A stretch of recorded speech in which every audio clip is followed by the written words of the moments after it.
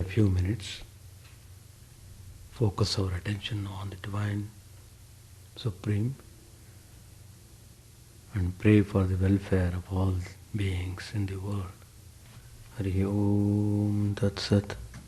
Om Stapakaya Cha Dharmasya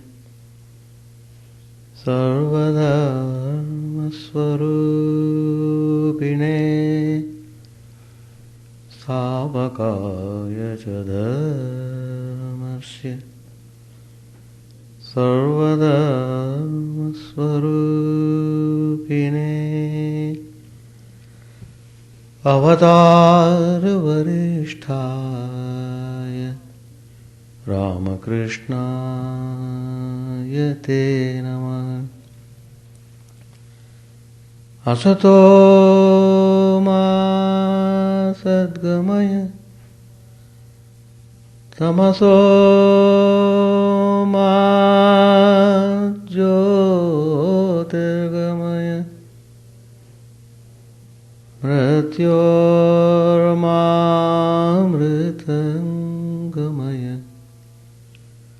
Om Shanti Shanti Shanti. Let us bow down to Sri Ramakrishna, the embodiment of all religions, the Supreme God incarnate, and pray to Him to remove all our ignorance, to take us nearer and nearer to Him. Let us pray to Him for peace and happiness.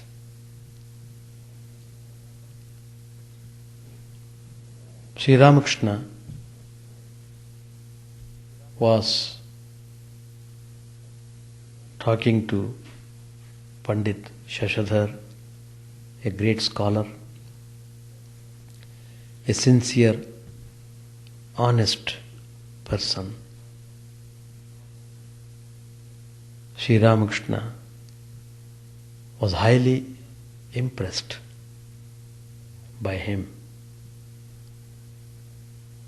So, his grace just flowed on him. He gave spiritual instructions to make his life blessed. If Sri Ramakrishna had not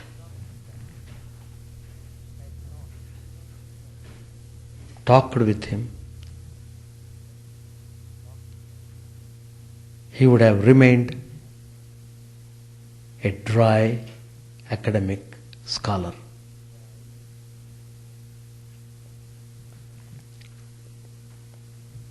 People are just satisfied with their academic interests. They don't want to go deep into the subject matter. But Sri Ramakrishna's visit to Pandit Shashadhar transformed his life overnight.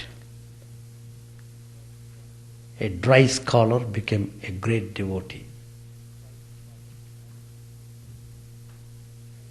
A jnani became a bhakta.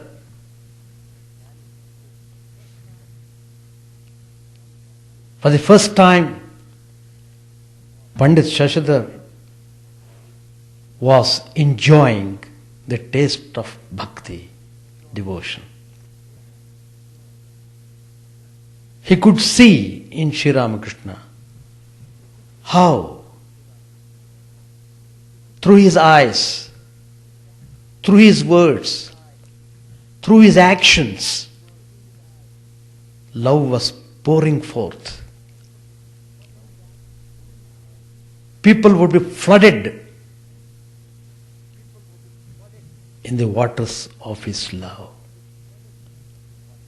Sri Ramakrishna's love overwhelmed them.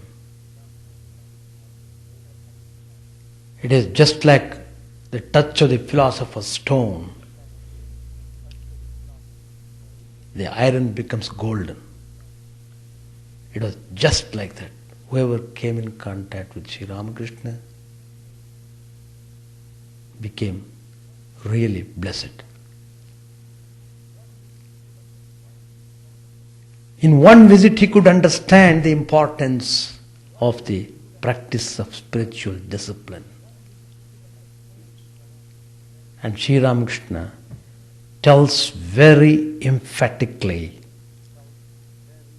spiritual life is based on spiritual discipline. We have to bear this all the time. Why we give way to anger? Why we give way to jealousy and hatred? That means we are not very strict about practicing our discipline. We are just pulled down again and again by these bad tendencies tormenting our heart all the time. What is spiritual life? It is fighting these bad tendencies and turning towards God. So, Sri Ramakrishna made Shashidhar very clear that thenceforward he should stop giving any kind of intellectual discourses anymore, but just simply step into spiritual practices. And Pandit Shashidhar took all Sri Ramakrishna's teachings very seriously. So, one of the most important spiritual discipline which Sri Ramakrishna has emphasized is prayer. We are so negligent. We are so careless about prayers. We don't pray wholeheartedly. We sit, our mind will be dancing somewhere.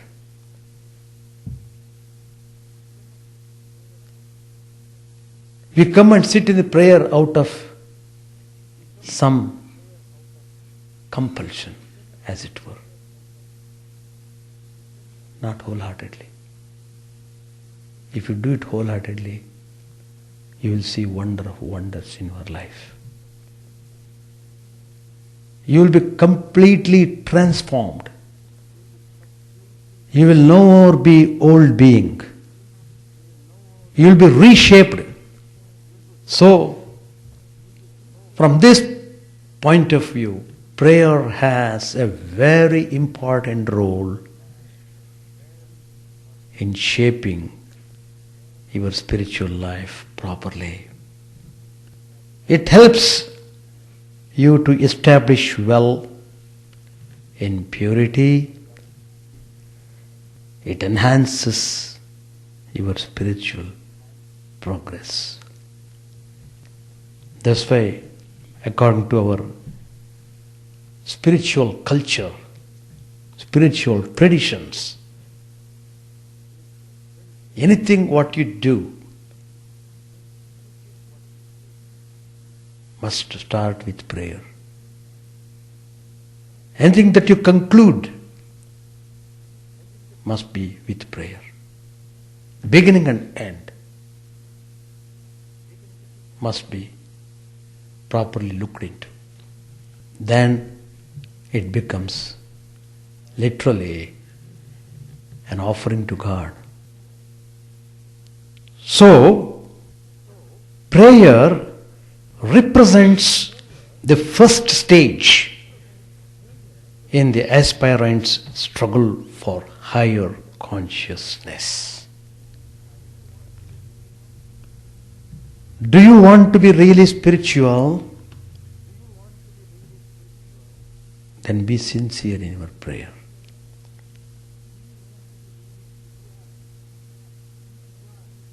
We are advised to pray for others in order to free ourselves from thoughts of hatred,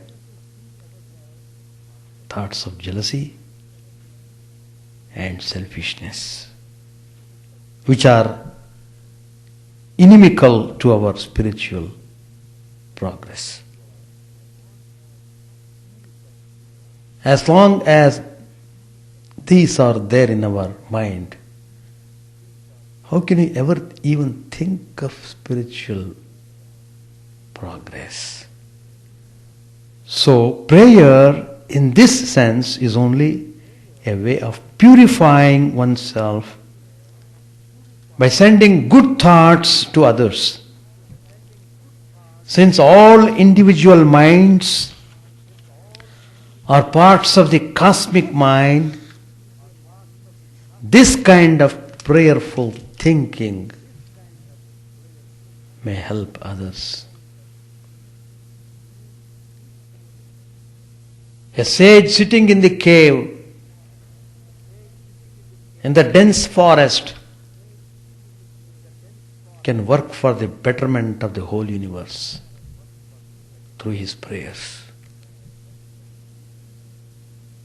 And the whole world is getting on well in spite of all violence and all sorts of anti-spiritual thinking.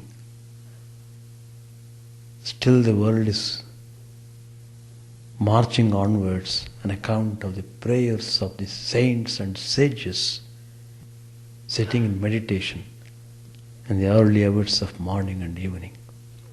So one may thus render service to others in silence, a form of mental karma yoga. Any activity is called karma. It is not that only when you do it by your hands externally, then only it's called karma. It is not like that. Anything, any activity is called karma. Thinking is also a karma. All the great religions of the world teach prayer, and prayer has got very important place. Lord Christ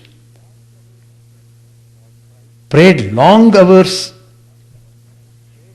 and taught his followers to watch and pray. If only we could follow his teachings, the world would be heaven. But we are diabolical. We hear, but we won't act. We are not practical. We think one way, act another.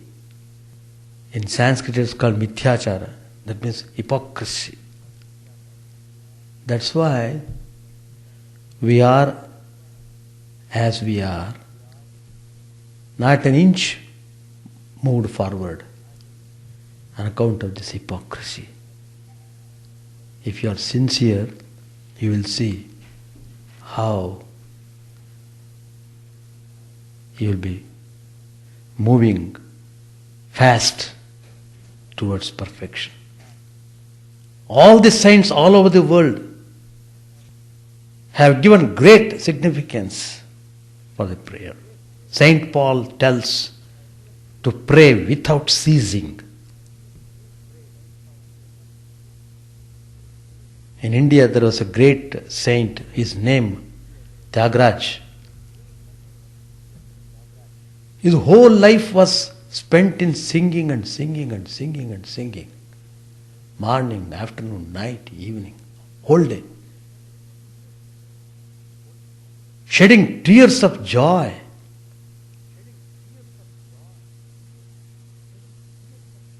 Sankirtan. Saint Teresa of Avila teaches that prayer is the only door to those mystical grace that the Lord bestows upon the soul.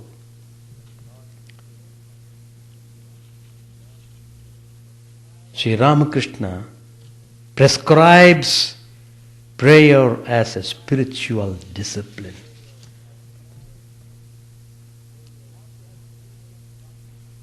If you want to have spiritual format, it should start with prayer. We come with spiritual aspiration, but we are so careless. We give some reason. I slept night at 2 o'clock. I could not get up in the morning. So what? Who is loser?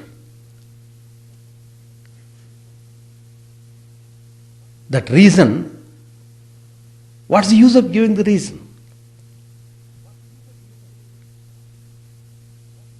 That day is gone without prayer. That's all. That's the hard fact. Whether you have slept, whether you have not slept, whether you are restless, whether you are peaceful, they are all secondary.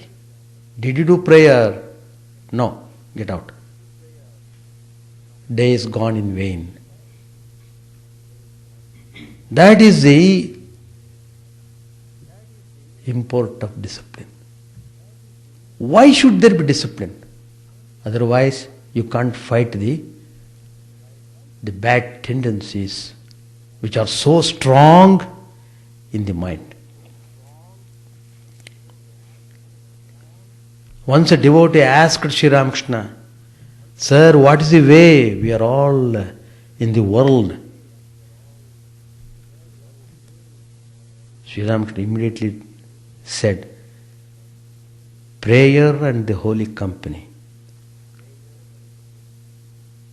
Earnest prayer is to be done. Since God is our very own." He said to Master Mahasaya, "One should pray to God with a longing heart. God certainly listens to our prayers if it is sincere." These are the words of Sri Ramakrishna. Not an imaginary figure who lived in this world like us, who suffered like us, who sacrificed everything for the sake of humanity, who had seen God, talked with God. He is telling this. God listens to your prayer. What more authenticity you want? Why should we have any more doubts regarding prayer anymore? Still, if the doubt persists, it only means our mind is crooked.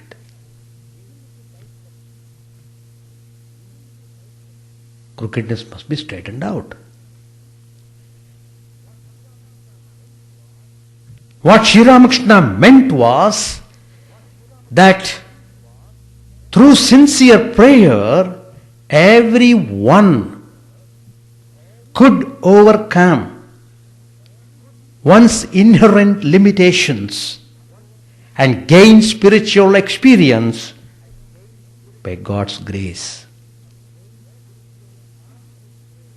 When you start to pray, you become the recipient of God's grace.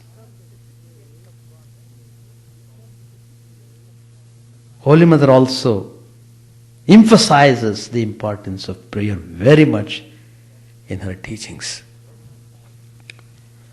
Swami Brahmananda ji, one of the foremost disciples of Sri Ramakrishna, and Swami Chidananda ji, they all teach constant prayer to God as an important spiritual practice. That itself is a discipline. Doing prayer constantly, morning and evening, without giving any reason, that is discipline. In Sanskrit we call it prarthana. It means petitionary prayer, asking God for help to free oneself from the hold of the senses and turn away from the darkness of ignorance to the light of truth. It is the first stage in the struggle for higher consciousness, in which the aspirant, realizing his limitations, opens his heart to divine power and light. So, it is in effect a movement from God to the soul. Worship. The spiritual masters ask us to devote some time in worship. If not external, do it mental. It is very important. They don't say for nothing. It has got immense value. Understand it, practice it. Worship, what does worship do?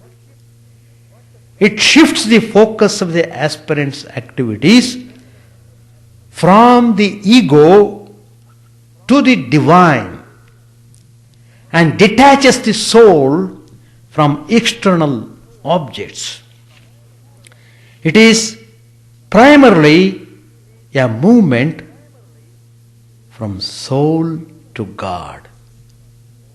Worship is a movement from the soul to God. One movement is from God to the soul. The other movement is from soul to the God. As a result of these two movements, what happens? The soul, the individual being, draws closer to God. This act of approaching God,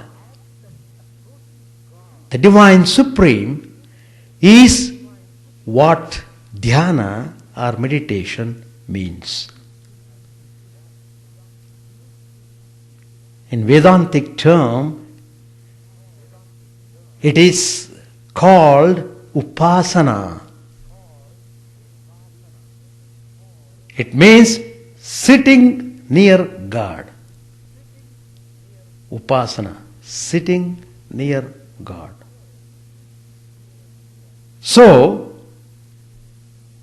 prayer, worship, and meditation represent 3 degrees of development of closeness between the soul and God. One begins spiritual life by asking God for favors, then starts offering things to Him, and finally succeeds in going nearer to Him. These 3 steps also represent 3 stages in the progressive transformation of the aspirant's consciousness. People have all sorts of wrong notions about prayer. I mean, people who have no sense of understand properly, who have got the habit of making unnecessary observations, they think that prayer would reduce them to the position of a beggar, which is beneath their dignity. When people talk that way, it only means ignorance and egoism lie at the root of such thinking. In begging, there is no relationship between the beggar and the begged. But spiritual prayer is addressed not to a total stranger, but to a being who is the soul of one's soul, the ruler of the universe, one's eternal and inseparable beloved. When a child expresses his needs, his parents do not think it to be begging. They only give him what really belongs to him. Similarly, prayer is only a way of preparing ourselves to receive what is really ours by divine right. When a student approaches a teacher for instruction, it is not considered begging. Prayer is only seeking guidance from the eternal Guru, the teacher of all teachers. So, prayer is a soul's dialogue with God. So, all our spiritual activities should start with prayer. Praying wholeheartedly. We come into the force of spiritual attraction. We are now terribly attracted by the world. We are in this gravitational force. But prayer, worship and meditation, these disciplines will rise you up, will push you upwards, will throw you upwards, will release you from this world's gravitational force, and you become attracted towards spiritual force. You are drawn towards it. Once you get into that spiritual attraction, then you are free from the danger of worldly pulls anymore. So, do you want spiritual life? First question. Are you sincere? Second question. Then practice it with all earnestness. Crush your ego. Crush your all bad propensities. People when they start taking spiritual life, just like babies, how they look so pretty. Yesterday I saw one child. It was so beautiful. I was keep on looking at the child. Just 1 month old child. So pretty. But as it grows in a different way. There is no more guilelessness. It is exposed to worldly things and worldly ways. In the same way, if you are not very alert and watchful, you meet with spiritual accident, as I had told in my previous classes. A person who becomes egoistic in the name of spirituality is worse than the man who is egoistic in the world. That only shows you are far away from spiritual life. Far, far away. Never say, I am a human being. I have got this weakness. I am like this. I am like that. What is the use of telling all these things? Everybody knows it. That's why you are in the world. That's why you have come to spiritual life. Otherwise, why should you come to spiritual life? If that is not so, you have come to spiritual life only to transform yourself. Struggle. Struggle wholeheartedly. Die in the attempt. Doesn't matter. It's a heroic death. Never yield to your bad nature anymore. Don't have any revengeful attitude.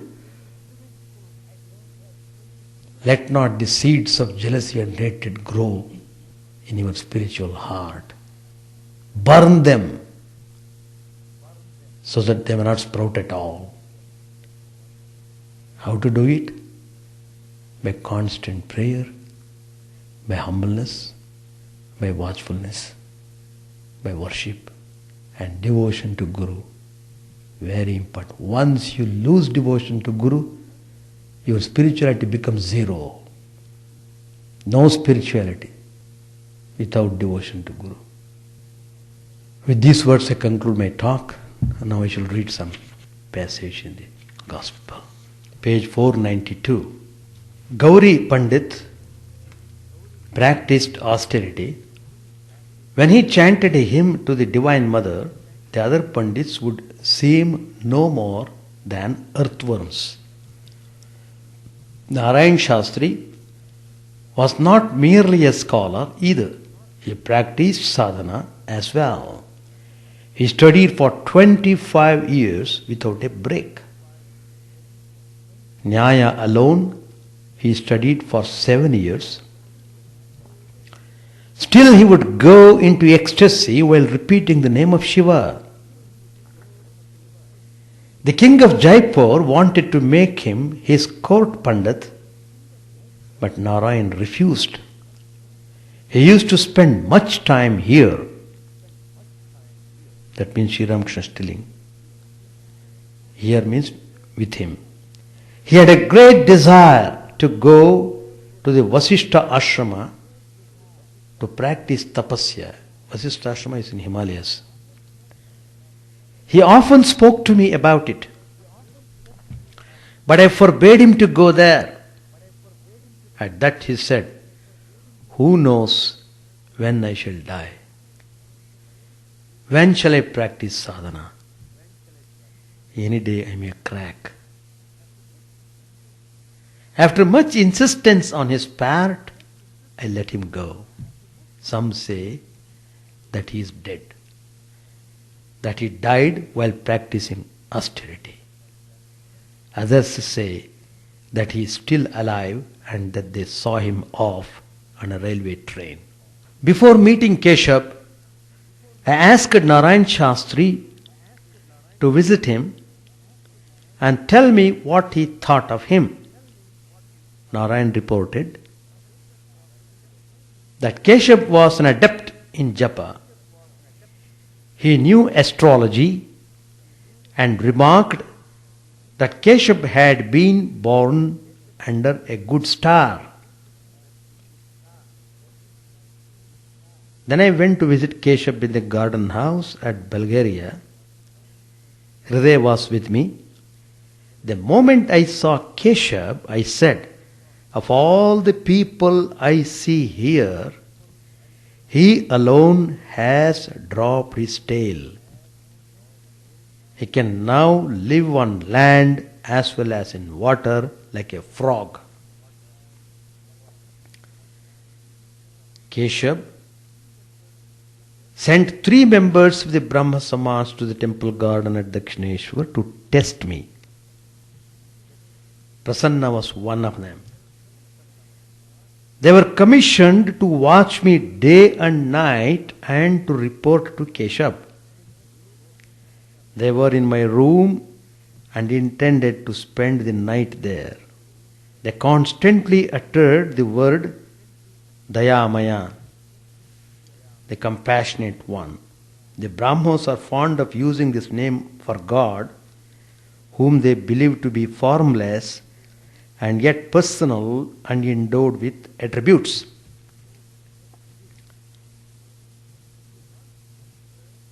They constantly uttered the word Dayamaya and said to me, "Follow Keshav Babu, that will do you good." I said, "I believe in God with form." Still they went on with their exclamation of Dayamaya. Then a strange mood came over me. I said to them, "Get out of here." I didn't allow them to spend the night in my room. So they slept on the veranda. Captain also spent the night in the temple garden the first time he visited me. Michael Masudan Dutt, a lawyer and one of the greatest of Bengali poets, he was a convert to Christianity. He visited the temple garden when Narayan Shastri was living with me. Dwarika Babu, Mathur's eldest son, brought him here. The owners of the temple garden were about to get into a lawsuit with the English proprietors of the neighboring powder magazine. So they wanted Michael's advice. I met him in the big room next to the manager's office. Narayan Shastri was with me. I asked Narayan to talk to him. Michael couldn't talk very well in Sanskrit. He made mistakes. Then they talked in the popular dialect. Narayan Shastri asked him his reason for giving up the Hindu religion. Pointing to his stomach, Michael said, "It was for this." Narayan said, "What shall I say to a man who gives up his religion for his belly's sake?" Thereupon Michael asked me to say something. I said, "I don't know why, but I don't feel like saying anything. Someone seems to be pressing my tongue."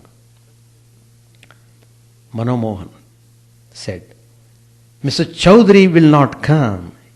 He said, "That fellow Shashadhar from Faridpur will be there. I shall not go."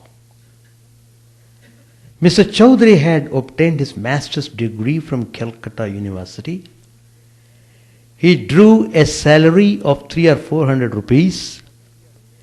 After the death of his first wife, he had felt intense dispassion for the world. But after some time, he had married again. He frequently visited the master at the temple garden. Master said, "How mean of him.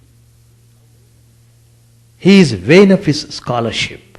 Besides, he has married a second time. He looks on the world as a mere mud puddle." To the devotees, this attachment to lust and gold makes a man small-minded. When I first saw Harmohan, he had many good traits. I longed to see him. He was then 17 or 18 years old. I used to send for him every now and then, but he wouldn't come. He is now living away from the family with his wife. He had been living with his uncle before. That was very good. He had no worldly troubles. Now he has a separate home and does the marketing for his wife daily. The other day he came to Dakshineshwar. I said to him, "Go away. Leave this place. I don't even feel like touching you." Sri Ramakrishna went to the inner apartments to see the deity. He offered some flowers. The ladies of Balram's family were pleased to see him. The master came back to the drawing room and said, "The worldly minded practice devotions, japa and austerity only by fits and starts. But those who know nothing else but God repeat His name with every breath. Some always repeat mentally, Om Rama. Even the followers of the path of knowledge repeat Soham, I am He. There are others whose tongues are always moving, repeating the name of God. One should remember and think of God constantly." Pandit Shashadhar entered the room with one or two friends and saluted the master. Master said smilingly, "We are like the bridesmaids waiting near the bed for the arrival of the groom." The Pandit laughed. The room was filled with devotees, among them Dr. Pratap and Balram's father. The master continued his talk. Master said to Shashadhar, the first sign of knowledge is a peaceful nature. And the second is absence of egoism. You have both. There are other indications of a jnani. He shows intense dispassion in the presence of a sadhu, is a lion when at work, for instance, when he lectures, is a lion when at work, for instance, when he lectures and is full of wit before his wife. But the nature of the Vijnani is quite different, as was the case with Chaitanya Deva. He acts like a child or a madman or an inert thing or a ghoul.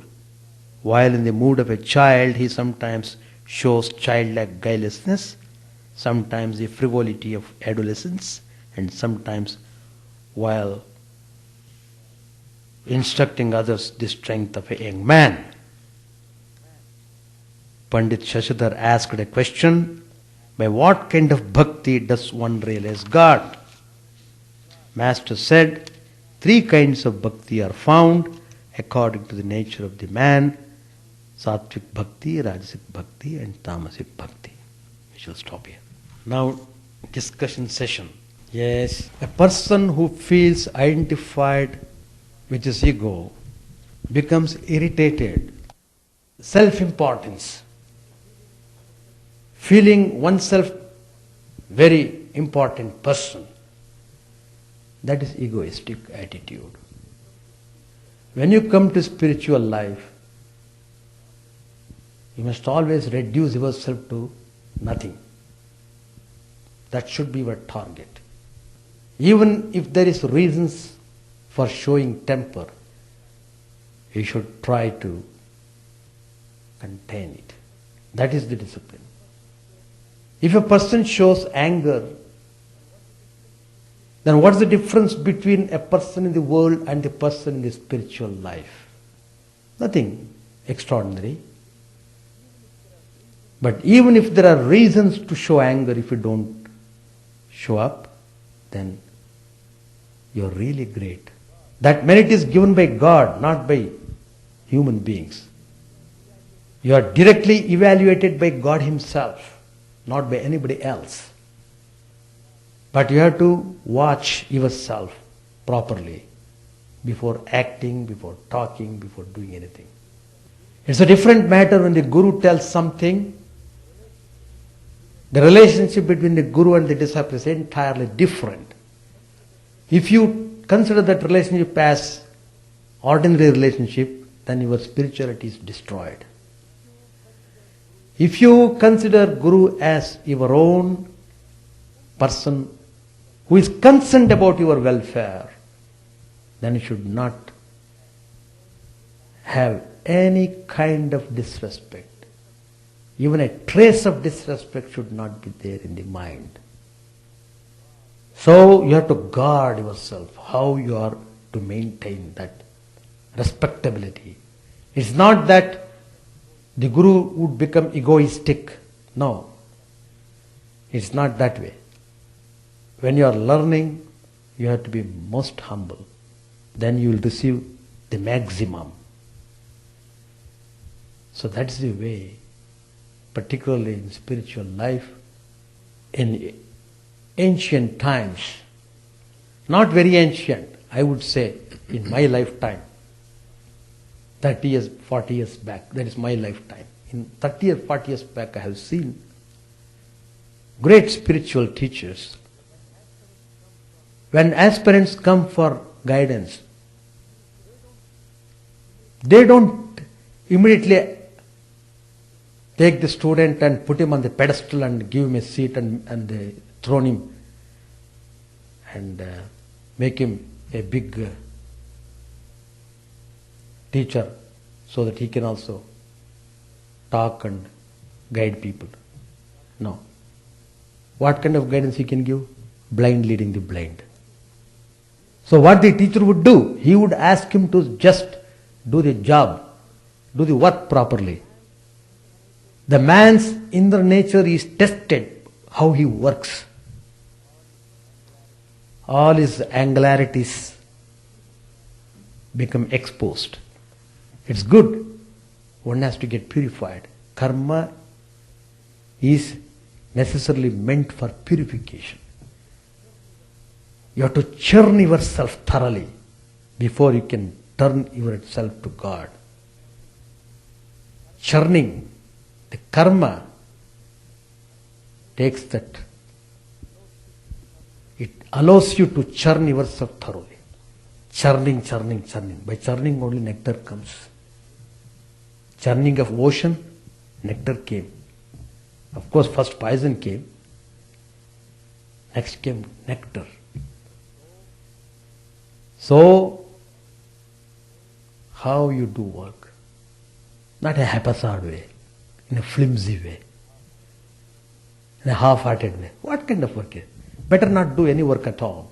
Go and sleep instead of showing that sluggishness in the work. If you are not doing the work properly, it means either you are sick or you are not fit for the work. That means how can you become qualified for higher spiritual life? A person who cannot even broom, who cannot even vacuum properly, how can you expect him to think of God?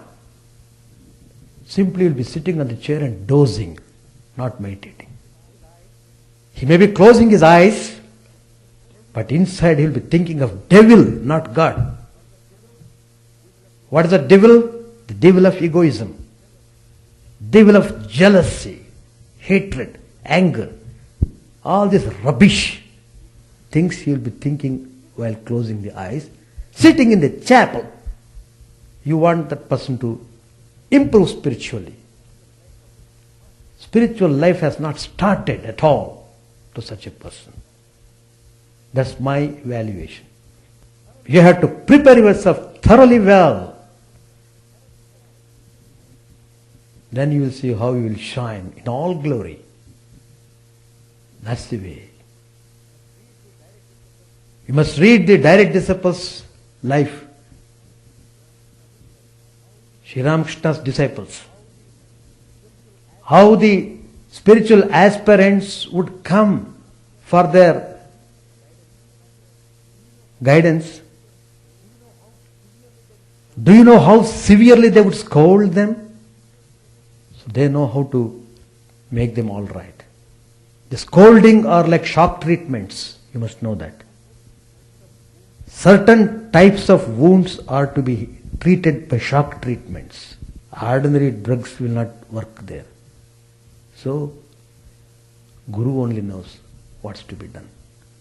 So as long as you are a student, a disciple, an aspirant, be aware of that status. Don't jump yourself to be yourself a teacher. Just because you happen to be here for a month or so, you pose yourself as a big teacher. No. personality.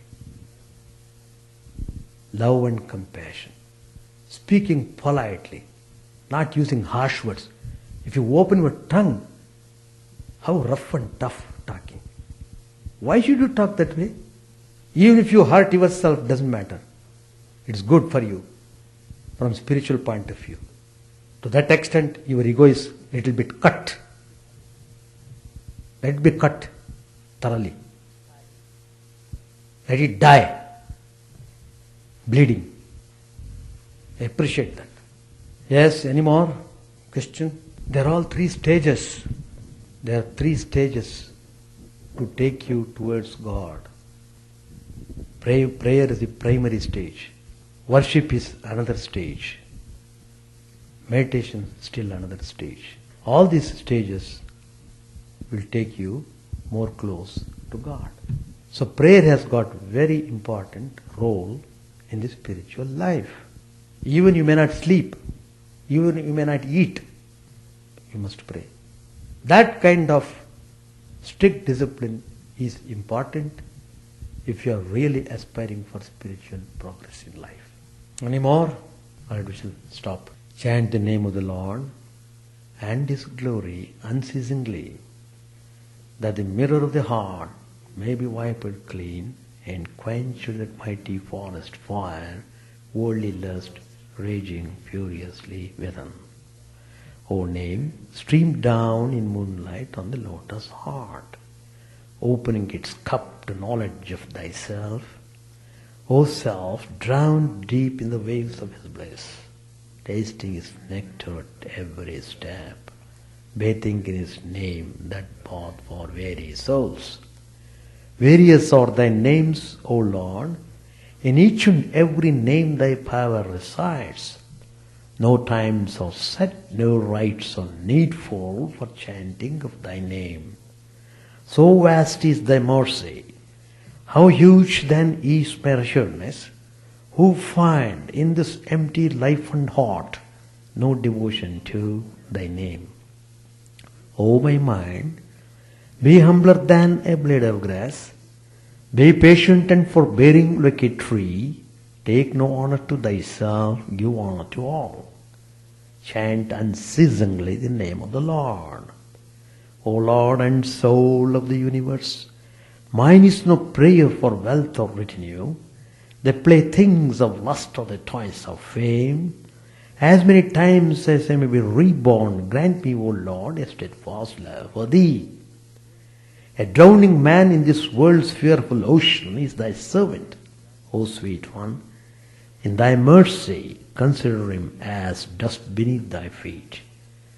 Oh, how I long for the day when an instant's separation from Thee, O Lord, will be as 1,000 years, when my heart burns away with its desire, and the world without Thee is a heartless void. Prostrate at Thy feet let me be, in unwavering devotion, neither imploring the embrace of Thine arms, nor bewailing the withdrawal of Thy presence, though it tears my soul asunder. O Thou who stealest the hearts of Thy devotees, do with me what Thou wilt, for Thou art my heart's beloved, Thou and Thou alone.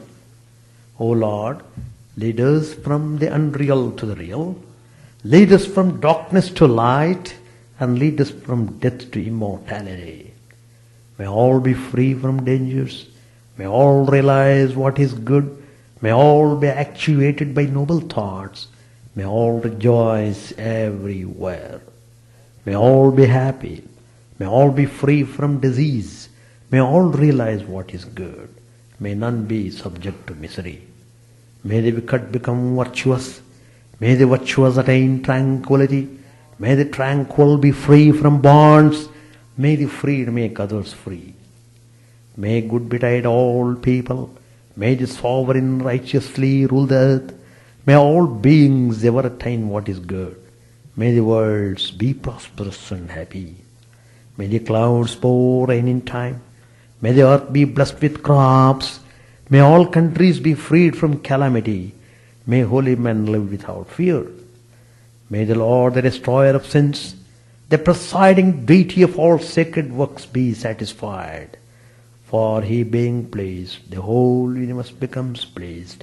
He being satisfied, the whole universe feels satisfied.